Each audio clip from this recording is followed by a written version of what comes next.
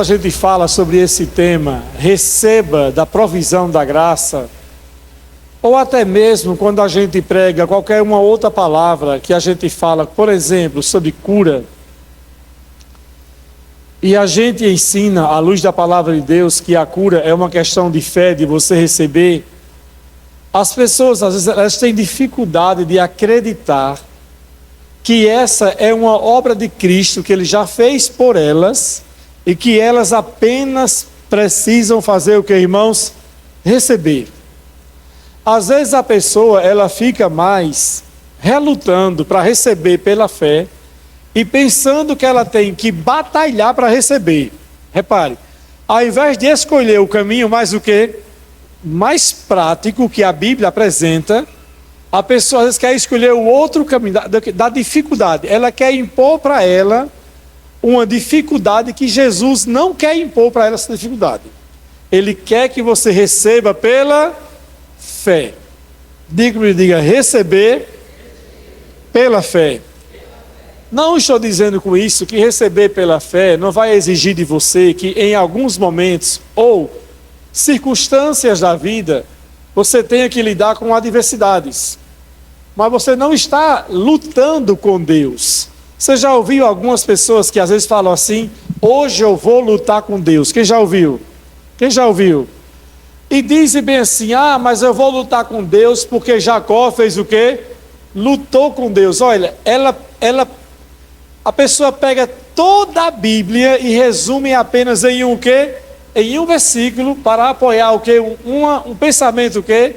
Errado. De fato, Jacó lutou com Deus. Mas nós estamos na nova aliança. Jacó de fato lutou com Deus para receber o quê? Uma bênção sobre a sua vida. E ele disse: eu não vou te deixar enquanto você o quê? Não me abençoar. E ele então lutou ali. E muitos cristãos então pensam que hoje tem que fazer o quê?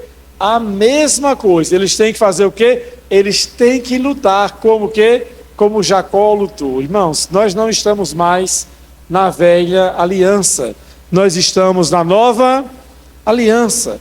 Se você quer viver pela velha aliança, então pratique tudo da velha aliança. Então pratique tudo da velha aliança.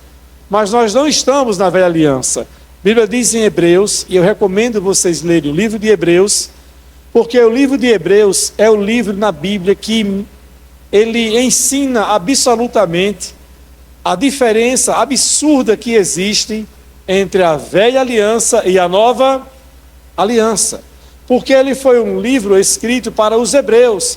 E os hebreus tinham a mente formatada, eles tinham a mentalidade muito bem desenvolvida sobre o que? A velha aliança. Então, Hebreus é escrito para que eles possam entender a nova aliança. E eu até acredito que foi o apóstolo Paulo que escreveu Hebreus, porque não é dito na Bíblia quem foi o autor de Hebreus, mas eu acredito que foi o apóstolo Paulo que escreveu, porque nenhum outro escritor do Novo Testamento tinha tanta revelação da graça de Deus como o apóstolo Paulo, mas nenhum outro também foi tão atacado pelos próprios hebreus como o apóstolo o apóstolo Paulo. Então, de uma maneira sábia, creio eu que ele então oculta o seu nome como autor desta carta. É a única carta que não tem o quê? Um autor definido, é Hebreus. Mas quando a gente vai ler nas entrelinhas, fica muito óbvio que ali é Paulo quem está escrevendo. E ele está escrevendo exatamente sobre a diferença entre a velha aliança e a nova aliança. E a nova aliança, ela funciona praticamente em cima de dois pilares, que é a graça e o que, irmãos? E a fé. Repita comigo: a graça e a fé. Nós somos salvos por causa de quê? As nossas obras? Foi isso? O que foi que nos salvou? Somos salvos por causa de quê, irmãos? Da graça de Deus. Eu outro dia conversei, há muitos anos atrás, com uma irmã, que ela disse bem assim: eu dou graças a Deus que eu fui salva, mas eu nunca errei, eu nem precisava pedir perdão. Olha, talvez ela até tenha sido uma pessoa ao longo da sua vida de uma conduta muito o quê? Correta. Mas a salvação não é por uma questão de conduta, é por uma questão de natureza. E o ser humano já nasce com qual natureza? Natureza o quê? Pecaminosa.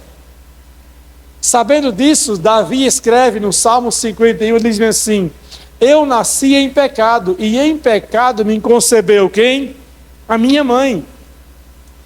Mas quando Davi disse isso no Salmo 51, ele não estava dizendo que ele havia nascido fruto de um relacionamento de seus pais, o quê? Pecaminoso, porque o seu pai, Jessé, era casado normalmente com sua mãe. Ele não foi fruto de um relacionamento, digamos assim, pecaminoso. Então, ele não estava falando do relacionamento de seus pais. Quando ele disse, em pecado me concebeu minha mãe, foi a natureza de quê? Do pecado que ele já trouxe consigo desde a sua o quê? Concepção e nascimento. Então, hoje nós estamos debaixo de uma nova aliança. E ela, tudo em nossa vida gira em torno de quê, irmãos? Da graça de Deus. Então, Paulo disse em Efésios, nós somos salvos por causa de quê? Da graça de Deus. E através de quê, irmãos? Da nossa fé em quem? Em Jesus Cristo. Quantos podem dizer amém? Diga, é a minha fé em Jesus Cristo. É por isso que nós somos cristãos.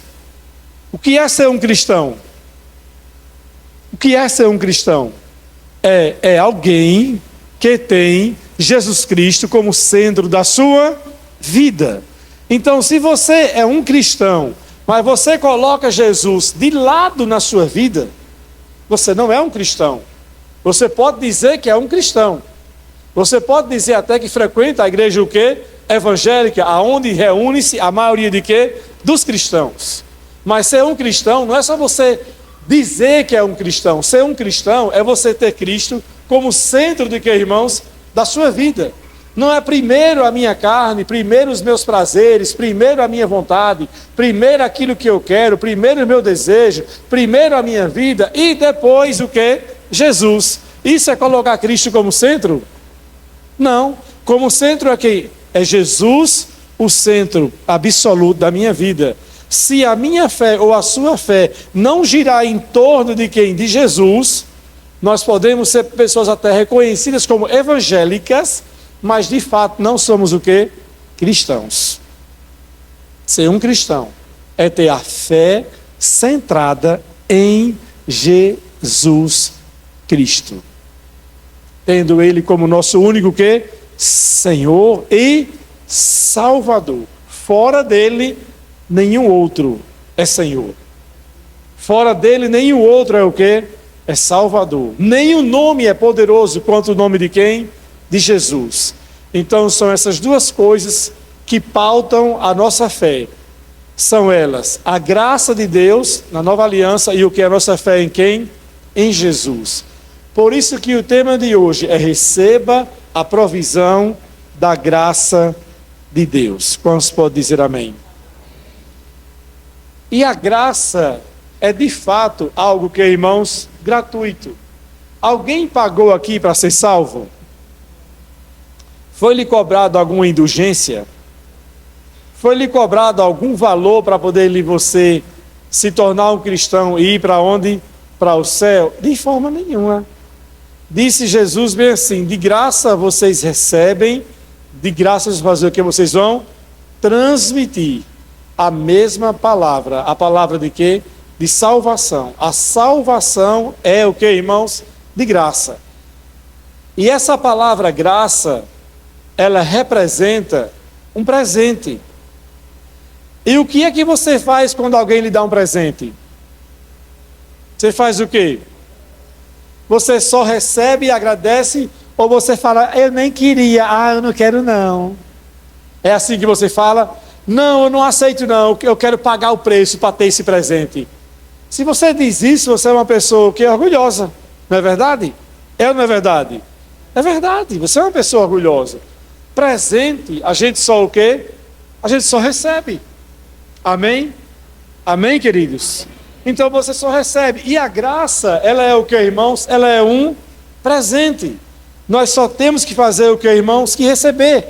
Veja comigo Romanos capítulo 5, abra comigo por favor a sua Bíblia, é Romanos capítulo 5, versículo 17.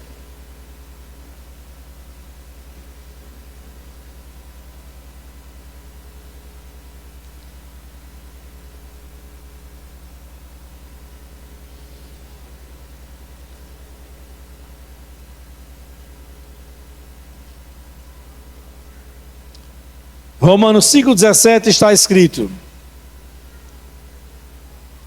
se pela transgressão de um homem a morte reinou por meio dele, quem foi esse aqui que transgrediu? Quem foi esse? Diga comigo, Adão.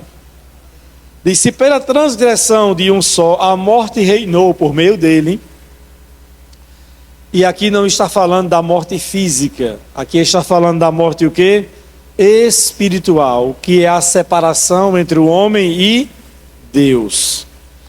Ele diz muito mais o quê? Aqueles que recebem de Deus, recebem o que, irmãos? Ele diz mais, a imensa provisão de que, irmãos? Da graça, e a dádiva de que, irmãos? Da justiça, Romanos 5,17, farão o que, irmãos?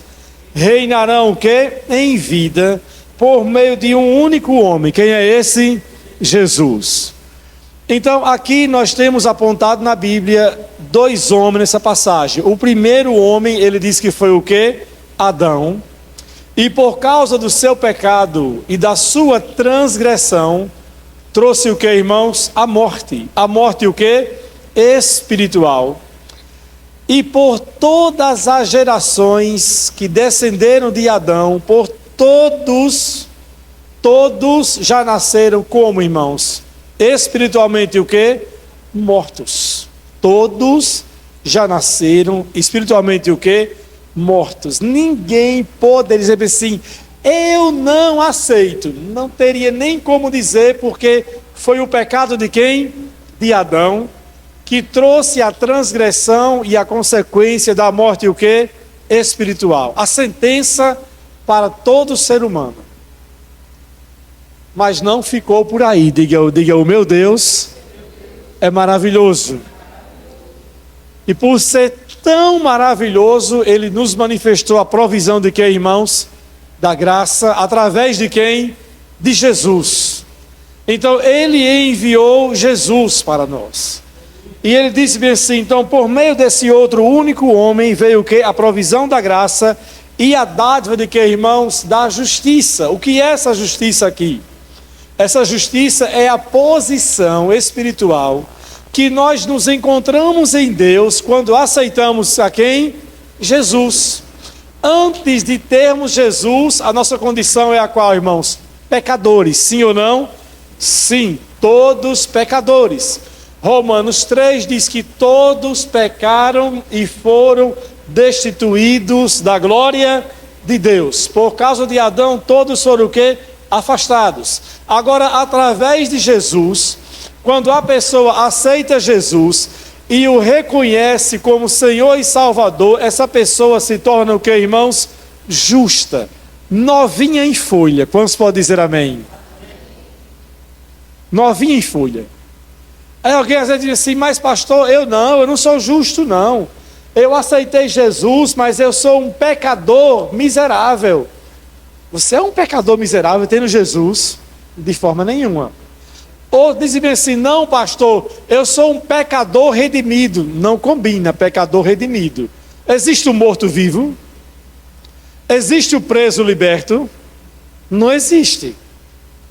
Então como é que você é um pecador redimido? Ou você é pecador, ou você é o quê?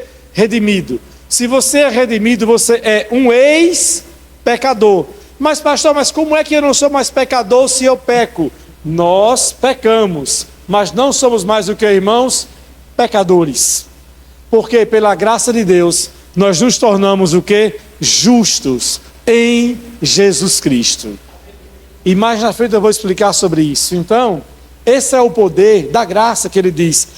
Aí ele disse, agora aqueles que recebem a imensa provisão da graça, tem essa posição de justiça, recebe a provisão da graça, aí ele diz bem assim, reinarão em vida. Olha, não é isso que diz o texto? Eles reinarão em vida por meio de um único homem. Quem, irmãos? Jesus. Então repita comigo assim, diga: é possível reinar em vida. Agora, é possível reinar em vida sozinho? Não. Nós dependemos de quem? De Jesus. Por isso que João capítulo 15, do versículo 1 ao versículo 8, ele fala 7 vezes sobre permanecermos em quem? Nele. E ele diz assim: porque sem mim vocês não poderão fazer o quê? Nada. Aí Paulo, ousado e pela fé, ele diz em Filipenses 4,13: eu posso tudo naquele que me fortalece. Ele não disse eu sou autossuficiente em mim mesmo. Ele disse eu posso tudo naquele que me fortalece. Quem é esse? Jesus. Então, por meio de Jesus, nós podemos reinar em vida. E reinar em vida é você estar por cima das adversidades. Quantos podem dizer amém? Reinar em vida é você estar andando em saúde divina. Reinar em vida é você viver o suprimento que a palavra de Deus promete para você. Aí, quando fala desses 3 assuntos, da pessoa andar em saúde, da pessoa andar em vitória, ter sucesso na vida, aí a pessoa volta para aquele ponto de novo, aí diz: não, eu tenho que lutar. Não, eu tenho que lutar. Não, não é possível, eu tenho que lutar. Mas para só, ela não aceita a revelação da palavra, que diz que nós podemos reinar através de quem? De Jesus. Irmãos, a palavra diz assim: reinarão em vida. Irmão, vocês já viram um rei de verdade, viver capengando? Quando você vai ler a Bíblia e vai ver a história dos reis, todos os reis eram altamente o quê? Providos de tudo. E a Bíblia diz em Apocalipse que o Senhor nos fez o quê, irmãos? E Pedro também. Ele nos fez o quê? Reis e sacerdote. Não disse bem assim que ele nos fará quando estivermos no céu. Disse que ele já o quê? Nos fez reis e sacerdotes. Então você tem a capacidade por Deus para fazer o quê? Para reinar. Agora, quer dizer com isso que a doença, a dificuldade, alguma crise não vai chegar até você? É isso que diz a palavra? Não. Ele diz bem assim: nesse mundo tereis o que, irmãos? Aflições. Mas tende o que? Bom ânimo. Eu venci. Aí as pessoas acrescentam: e vós vencereis. Essa parte ele não disse não, tá? Não disse, e vós vencereis. Essa parte não está na Bíblia. É só até aí que ele diz: de bom ânimo, eu venci. Amém? Ou seja, novamente, olhamos para quem? Para Jesus como a nossa o quê? Referência de vitória e padrão. Jesus, quando ele esteve aqui durante a sua vida, faltou algumas coisas para ele ou não faltaram nada para ele? Faltou ou não faltou? Sim ou não? Sim, faltou. Teve alguns momentos que algumas coisas faltaram em sua vida. E quando a falta chegou, o que foi que ele fez? Entrou em crise? Quando a falta chegou, ele se sentiu condenado? Não. Ele olhou para quem? Para o Pai. E o Pai então manifestou o quê? A provisão, trazendo multiplicação de pães. Quando não tinha o dinheiro para pagar o imposto, a provisão estava lá na boca do peixe. Pedro foi e trouxe o quê? A provisão. Quando a tempestade chegou no barco, ele se levantou, repreendeu o vento e a calmaria o quê? Se estabeleceu. Ou seja, reinar em vida não é você ter uma vida que não vai ter dificuldades. É você andar acima das dificuldades, acima de todas elas. Todas que se levantarem em seu caminho, você vai andar em fé, vai exercer a fé em Jesus Cristo para receber a provisão da graça. Ele disse bem assim em João 10:10: O ladrão vem para matar, para roubar e para fazer o quê? E para destruir. Aí depois ele disse, mas eu vim para que vocês tenham o que, amados? Vida e a tenham em abundância. Diga glória a Deus. Da mesma maneira que Jesus teve algumas faltas, quando Deus manifestou a provisão para ele, ele nunca manifestou a provisão exatamente em cima daquilo que ele precisava. A provisão de Deus sempre vinha em uma medida extraordinária. Quantos podem dizer amém? Diga assim, diga, o meu Deus, quando manifesta o milagre, ele sempre faz de uma maneira extraordinária. Efésios 1:3 diz que bendito seja o Deus e Pai do nosso Senhor Jesus Cristo, o qual já fez o que, irmãos? Já nos abençoou com toda sorte de quê? De bênçãos espirituais nos lugares celestiais em Cristo Jesus. Então eu pergunto, nós podemos viver por aí atrás das bênçãos para sermos abençoados? Não. Por que não? Porque abençoado nós já somos. Mas o que é que normalmente os cristãos imaturos fazem? Eles ficam sabendo que ali tem um culto no Poço de Jacó com alguém que está ali profetizando. Aí diz o quê? Eu vou buscar a minha bênção. Aí ficam sabendo que tem outro culto em tal lugar, que tem um tal pregador. Aí diz o quê? Eu vou ali buscar o quê? A minha bênção. Ah, se você fizer uma semana de jejum, você vai receber a sua bênção. Aí ele faz o quê? Uma semana de jejum para receber o quê? A sua bênção. Pastor, então quer dizer que eu não tenho que fazer jejum para ser abençoado? Para ser abençoado, não. Você tem que fazer jejum para fortalecer o seu relacionamento com Deus.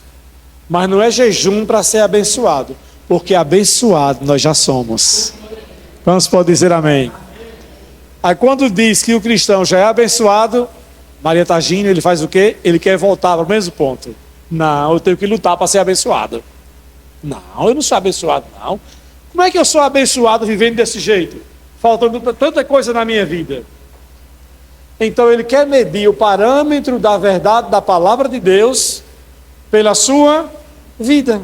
Está certo isso? O que é absoluto? É a minha vida ou é a palavra de Deus? De repente a palavra de Deus não está funcionando na minha vida, porque eu não estou praticando ela como eu deveria praticar. Porque se eu praticar a palavra, na velha aliança, não na nova, já na velha, o Salmo 1 diz o quê? Que se você meditar essa palavra de dia e de noite, você vai ser como o quê? Como a árvore junto ao ribeiro das águas. Tudo quanto você faz acontece o quê, irmãos? Prospera. Dá os frutos na estação o quê? Própria, e as suas folhas nunca murcham. Ou seja, você vai viver bem, independentemente das circunstâncias. Diga, eu já sou abençoado. Mais uma vez, diga, eu já sou abençoado. Se você entende que você já é abençoado, você não vai precisar andar por aí com um pires, mendigando, pedindo esmola para as pessoas, pedindo favor das pessoas, correndo atrás das bênçãos como um condenado. Até o seu trabalho vai ser um trabalho diferente. Você poderá trabalhar, deverá trabalhar, mas uma coisa é você ser abençoado pelo o sacrifício do seu trabalho. Outra coisa é você receber a bênção do Senhor sobre a sua vida. Quando Ele torna próspero o seu trabalho, as coisas fluem de uma maneira, o que, irmãos? Diferente. Então ele diz bem assim, já somos abençoados. Cristo já manifestou o quê? Toda a provisão para nós. Agora, essa graça, ela não funciona automaticamente. Não é como um caixa eletrônico que você vai lá, coloca o cartão, digita a senha e o dinheiro o quê? E o dinheiro cai. É algo que já está disponível e acessível para você. Diga comigo, diga, disponível e acessível. Ou seja, você precisa buscar, você precisa ir para este lugar. Hebreus 4,16 diz bem assim: aproximemo-nos junto ao trono da graça, a fim de recebermos graça e misericórdia que nos ajude no momento oportuno. Olha o que ele diz: aproximemo-nos junto ao trono da graça. Aonde é que Deus habita, irmãos? No céu, sentado em seu trono. E Jesus sentado à direita de quem? De Deus. Aí Hebreus 4,16 diz: aproximemos junto ao trono de quê? Da graça, a fim de recebermos o que, irmãos? Da sua graça, que nos ajude no momento que, irmãos? Oportuno. Agora eu pergunto para você: o cristão, ele pode viver uma vida plenamente cheio da graça de Deus, ou ele pode viver com uma medida muito pequena da graça de Deus sobre a sua vida? E o que é que vai depender? É porque Deus concede mais graça para uns e menos para outros? É isso? Se fosse assim, Deus estaria fazendo o que, irmãos? Acepção de quê? De pessoas. Essa não é a realidade. Então Deus não faz isso. A questão é que umas pessoas acessam mais do que outras. E esse acesso é por meio da oração e por meio de quê, irmãos? Da fé. Que você se achegue. Então, quanto mais você vai diante de Deus em oração, quanto mais você coloca a sua vida diante de Deus em oração, quanto mais você investe tempo diante de Deus em oração, mais da sua graça você, o que, irmãos? Recebe. Então, eu pergunto para vocês: é bom você ter dinheiro para pagar suas contas? Sim ou não? Mas é melhor ainda você ter dinheiro sobrando, além do que você precisa, para pagar o quê? As suas contas. Sim ou não? É chamado de ter aquela, o quê? Aquela reserva. Ou seja, para que é que serve a reserva? Para você acessar no momento de que, irmãos? De uma necessidade. Você acessa aquele dinheiro que você tem o quê? Reservado. A mesma coisa é a graça de Deus. Quanto mais nos achegamos a Deus em oração, o texto de Hebreus 4,16 diz: a fim de recebermos graça que nos ajude no momento de que, irmãos? Da necessidade. Ou seja, quanto mais você investir tempo da sua vida orando, buscando a Deus, se enchendo da graça, mais você vai criar o que, irmãos? Uma reserva dessa graça. Quantos podem dizer amém?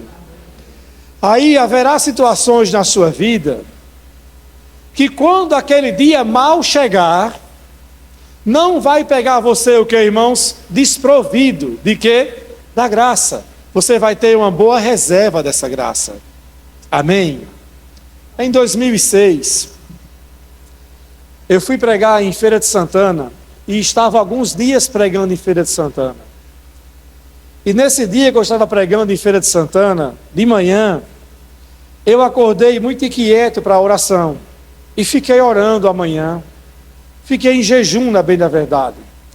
Quando terminou o culto de manhã, disse bem assim para mim o pastor: Jairzinho, vamos almoçar? E eu disse para ele: pastor, hoje eu não quero almoçar. Gente, vamos almoçar, rapaz. Falei: não, pastor, eu quero estar essa manhã, mais ainda, em jejum e oração, depois do culto no almoço. Eu vou para o quarto, eu quero estar em oração e jejum. Ele: tá bom, pastor entende, né? Beleza, não for sua barra. E eu fui para o quarto e passei mais um tempo ali orando e jejuando. Diga assim comigo, diga, criando uma reserva da graça. Quando foi chegando já quase no final da tarde, eu recebi um telefonema da minha irmã, dizendo: Jair, tudo bem? Eu falei: tudo bem. Ela disse: tem uma notícia muito ruim para te contar. Eu falei: o que aconteceu? Ela disse: o nosso tio Ivan faleceu.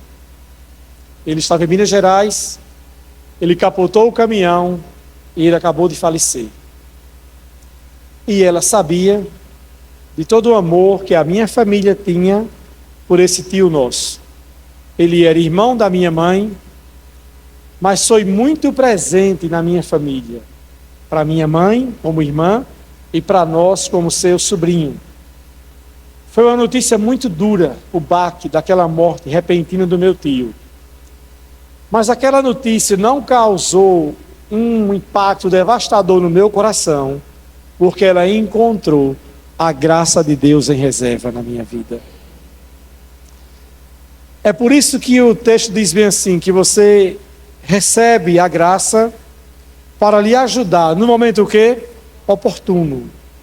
Em uma situação que você nem sabe que poderá acontecer, e para todos nós, Efésios diz que o dia mau, que irmãos, chega. Mas você já observou que algumas pessoas, quando o dia mau chega, elas entram em crise? Até pessoas cristãs, elas entram em crise. E chegam até a duvidar de Deus em algumas situações, tipo assim, cadê Deus? Deus me abandonou, porque Deus permitiu isso na minha vida, porque isso aconteceu, e entro num loop de quê? De condenação, e vai se abatendo, e o diabo se aproveita disso, e impõe mais o quê? Condenação ainda para afastá-la do relacionamento com quem? Com Deus. Então você entender que a graça de Deus é algo que você precisa receber constantemente, vai causar benefício para você mesmo.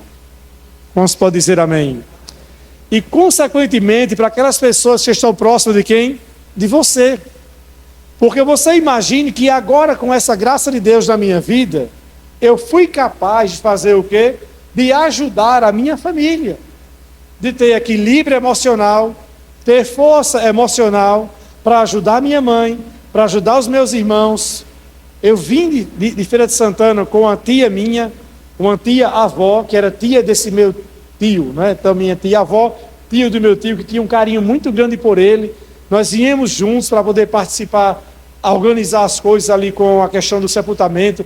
Foi uma coisa muito devastadora, mas a graça de Deus estava operando na minha vida de uma maneira tão grande, que eu fui capaz de transitar entre a família e levar bálsamo e conforto e refrigério para todos eles. Por isso que é imprescindível que você invista em seu relacionamento com Deus. Como se pode dizer amém? Diga assim, diga, eu quero a cada dia receber mais da graça de Deus. Isso muda o seu relacionamento, porque você não se sente aquela pessoa, tipo assim, eu só vou buscar a Deus quando eu estou, o que, irmãos? Precisando. E isso é triste, porque muitas pessoas, elas só fazem assim. Elas só funcionam para buscar a Deus quando estão, o que, irmãos? Precisando. Quando abate-se a tempestade, quando chega o dia mau, aí elas vão se apegar a Deus, a buscar a Deus, às vezes até num desespero terrível. Num desespero terrível. Que às vezes é até difícil conseguir o quê? Ajudar. Porque a pessoa está completamente o quê? Desestabilizada. Sábio é se você investir em sua vida espiritual constantemente. Isso vai ser melhor para você. Quantos podem dizer amém? Essa graça de Deus, ela pode ser aumentada em nossa vida. Quando você abre as cartas de Paulo para você ler, ele já começa suas cartas, ou termina elas, com essa frase: graça e paz vos sejam, que irmãos, multiplicadas. Quantos podem dizer amém? Diga, graça e paz, diga, me sejam multiplicadas. Então, se é possível que a graça multiplique, então pode haver um aumento da graça de Deus na sua vida. Ou diminuir, ou viver como aquela pessoa sem Deus, que é um desgraçado. Uma pessoa sem Deus é uma desgraçada, ou seja, é uma pessoa sem graça. Por isso que é uma pessoa o quê? Desgraçada. Ela não vive com a graça de Deus. João, capítulo 1, disse bem assim Jesus, ou, aliás, o autor de João, no capítulo 1, versículo 16, ele diz que a graça e a verdade vieram por meio de quem? De Jesus. E todos recebemos através dele, ele diz, graça sobre graça. Repita comigo, graça sobre graça. Ou seja, provisão e mais provisão. Milagres e mais milagres. Bênção sobre bênçãos. Abençoado nós já somos. Agora, Deus pode tornar o nosso caminho muito mais abençoado ainda? Sim ou não? Sim. Você vai ver em algumas passagens da Bíblia as pessoas sendo abençoadas com essa bênção assim, que o Senhor aumente as vossas bênçãos. Quantos podem dizer amém? Que o Senhor torne prósperos os seus caminhos. Ou seja, essa graça de Deus aumentando na minha vida e na sua vida, isso vai ampliar muito mais o raio das bênçãos de Deus sobre nós. Amém? A cada dia você vai crescer e vai chegar a um ponto que as bênçãos vão chegar até você de uma maneira, irmãos, impressionante. Quando você menos esperar, coisa que você nem orou, nem pediu a Deus, Ele vai o quê? Trazer até você. Sabe aquele texto, Salmo 37, 5, que diz bem assim, a graça de quem? Do Senhor. E Ele concederá o quê? Os desejos do seu coração. Vai chegar a bênção assim, meu Deus, eu nem pedi isso. É a graça de Deus trazendo para você. Aí diz bem assim a palavra, aos seus amados Ele dá, até o que, irmãos? Enquanto dormem. Você está dormindo e os céus estão trabalhando para lhe favorecer. Aí quando você acorda, você fala, Senhor, obrigado por esse dia. Eu vou ter um dia transbordando com a tua graça sobre a minha vida. Eu muitas vezes estou com Sandra em alguns lugares. A gente tem que estacionar o carro, não tem nenhuma vaga. A gente sempre fala isso um para o outro. Diz assim, a graça de Deus sobre a minha vida, em um lugar Ele vai nos dar nesse estacionamento. Quando a gente acaba de orar, um carro dá ré e surge uma vaga. A gente volta o carro mais um pouquinho à frente e surge uma vaga. Nós fomos para João Pessoa o ano passado, visitar Lena e Juliana, e de lá nós íamos pregar em Natal, no ano passado, no mês de julho, inclusive. E quando a gente estava no avião, não sei se chegando em Recife, que fez uma escala, ou se já foi descendo em João Pessoa, Sandro disse bem assim, Jair, eu vou orar pelo hotel, para Deus nos dar um upgrade no quarto do nosso hotel. Eu falei, amém, ore aí. E ela orou, Senhor, nos dê um upgrade no hotel, nesse quarto de hotel. Amém, oramos ali, pronto. Chegamos em João Pessoa, fomos para o hotel, fizemos o check-in, e a atendente conversando com o outro recepcionista, os dois conversando, conversa vai, conversa vem, e aí ou ela ou ele perguntou assim um para o outro, vai ser nesse lugar mesmo que vai colocá-los? Aí o outro, lá mesmo. E eu fiquei bem assim, o que é isso? Misericórdia. Aí ela falou, aqui está a chave, e o chaveiro, disse bem assim, vocês vão subir, tal escada, deu o endereço, suba aqui, o acesso, suba aqui, eu para esse corredor, passo a escada, vai assim, assim, e aí eu saí com Sandra. Aí chegamos no corredor, aí tinha o número na porta, né, que tem nos quartos do hotel. Aí tinha um número, não lembro exatamente agora, digamos, 210, 209, 208, e o nosso era 211, mas não tinha placa 211, só tinha uma porta. Não é aqui não. Mas ela falou que era aqui. Aí voltamos para o outro lado do hotel. Aí a numeração era completamente diferente. Aí voltamos novamente. Não, mas ela falou que o número é esse, está aqui, mas não tem o número na porta. Vamos aqui. Aí voltamos para o outro lado. Aí a porta sem número. A gente foi lá e abriu. Deve ser aqui. A chave abriu. Abriu. A gente entrou. Parecia um apartamento. Aquela coisa enorme. Estranho isso aqui. Aí à direita estava a porta com o número. Eu falei, tá. Aí entramos no número da porta do quarto. O quarto enorme. Aí eu fiquei, que apartamento estranho esse. Aí olhamos, saímos do quarto e toda aquela outra área agora com cozinha, com piscina, com sauna, com churrasqueira, com geladeira, mas tinha de televisão, mas tinha coisa. Eu falei, que negócio desorganizado é esse? Que bagunça é essa? Aí ligamos para a recepção. Ô moça, a gente está aqui no apartamento X, mas tem uma confusão. O nosso quarto é esse, mas depois tem um outro negócio muito grande. O que é isso aqui? Ela falou, vocês estão na melhor suíte do hotel. É a suíte presidencial. Falei, nossa, tudo isso aqui é nosso. Ela falou, é tudo de vocês, tudo. Pode usar tudo. Eu falei, mulher, que oração foi essa? Aí toda vez que a gente viaja, eu falo para ela, faça aquela oração de novo, mulher. Ore aí para Deus abrir as portas de novo. Mas o que é isso? É o poder financeiro? Não. É a graça de Deus.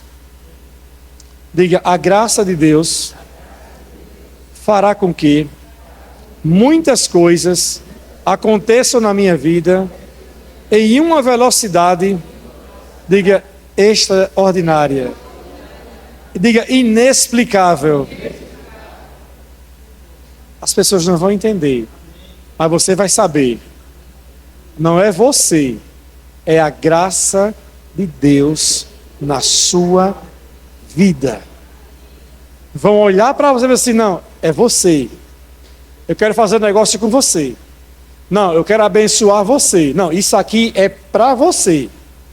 Não, é com você que eu quero. Só você. É assim. Isso é a graça de Deus. Irmãos, quando olhamos para Jesus, de fato Jesus ele vivia um nível de fé debaixo dessa graça, que os céus estavam prontos para responder às suas, o que, irmãos? As suas orações. Só que os cristãos hoje, muitos vivem, na verdade, uma realidade tão distante da palavra, que eles olham para a sua vida e sempre pensando assim, mas isso é difícil de acontecer. Mas isso é difícil de acontecer na minha vida. Mas é difícil. Sempre olham com o quê? Com dificuldade. Mas comigo não vai dar certo. Aí quando a coisa não dá certo, ele diz o quê? Eu sabia que não ia dar certo mesmo, eu nunca tenho sorte para nada. Aí alguém diz assim, fulano, compre isso aqui para ajudar, um bilhete de sorteio de alguma coisa. Eu não vou comprar para quê? Eu nunca ganho nada. Eu não vou comprar nada. E se você continuar pensando assim, nunca vai ganhar o quê? Nada. Nunca vai ter o quê? Nada.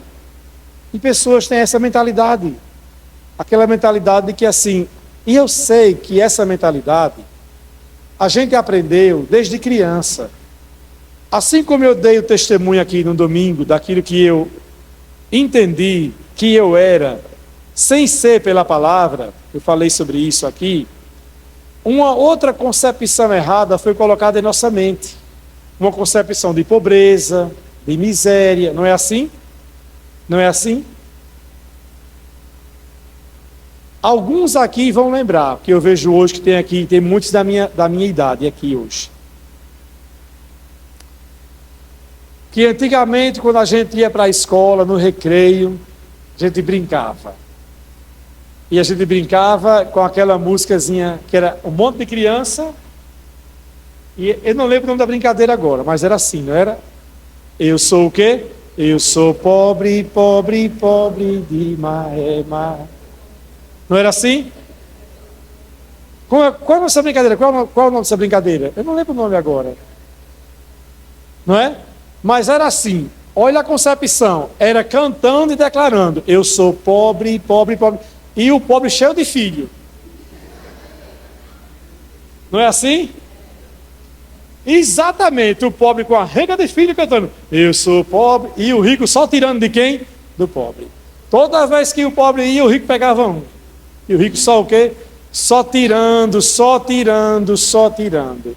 Então nós crescemos com essa mentalidade de que, irmãos? De pobreza. De sempre as coisas saírem da nossa vida e a gente achar o que, irmãos? Normal. E alguns dizem bem assim, mas foi assim com Jó. Jó disse o quê? Foi Deus quem me deu, foi Deus o quê? Quem tirou. Mais uma vez se apegando a um entendimento errado da Escritura, porque quando você vai ler o livro de Jó, não era Deus quem estava tirando, era quem? Satanás quem estava tirando tudo de Jó, não era Deus. Mas Jó falou que era Deus, porque ele cresceu ouvindo que Deus o que? Tirava. Por isso que no capítulo 42 ele disse, eu me arrependo no pó e na cinza daquilo que eu disse. Porque antes eu te conhecia de ouvir falar, mas agora eu te conheço de contigo andar. E no auge da crise, por conhecer a Deus, ele disse, eu bem sei que os teus planos não podem ser o quê? Frustrados. E nem os seus propósitos o quê? Impedidos. E depois que Jó teve essa revelação do caráter de Deus, qual foi o impacto disso na sua vida? Ele morreu pobre, miserável, doente. Deus fez o quê? Restituiu tudo na vida dele. E Deus está pronto para restituir tudo na sua vida. Deus está pronto para resgatar, para restaurar, para fazer coisas novas. Deus está pronto. Não tem essa mentalidade assim de aceitar tudo como se fosse o destino. É o destino mesmo. Mas é... Não. Nós podemos mudar isso com a nossa fé centrada em quem? Em Jesus. Pastor, o senhor quer dizer então que Jesus, ele veio para nos dar uma vida boa? Também. Ele veio para nos levar para o céu? Sim. Para nos dar salvação? Sim. Mas para vivermos aqui na terra da melhor maneira possível. Amém? Para viver aqui da melhor maneira possível. Através de quê, irmãos? Da nossa fé em quem? Nele. Sem problemas? Não. Mas com Ele, nós atravessamos o quê? Os problemas. Com Ele, nós podemos acessar a sua graça. Falar, Senhor, eu clamo a sua graça sobre a minha vida. E muitas vezes, irmãos, a graça vem em forma de sabedoria. Em algumas situações, Deus vai dar o milagre para você. Em outras situações, Ele vai lhe dar sabedoria para você tomar uma decisão, fazer alguma coisa, até que o milagre, mais adiante, o que, irmãos, lhe alcance. Às vezes Ele vai trazer para você uma provisão, por um momento, até que Ele faça o maior em você. Em outros momentos, Ele pode dar para você um milagre para suprir alguma coisa na sua vida momentaneamente, até que mais adiante Ele estabeleça tudo o que Ele tem para você. Agora, tudo gira em torno da nossa fé nele. Quantos podem dizer amém? Vamos ficar em pé neste momento.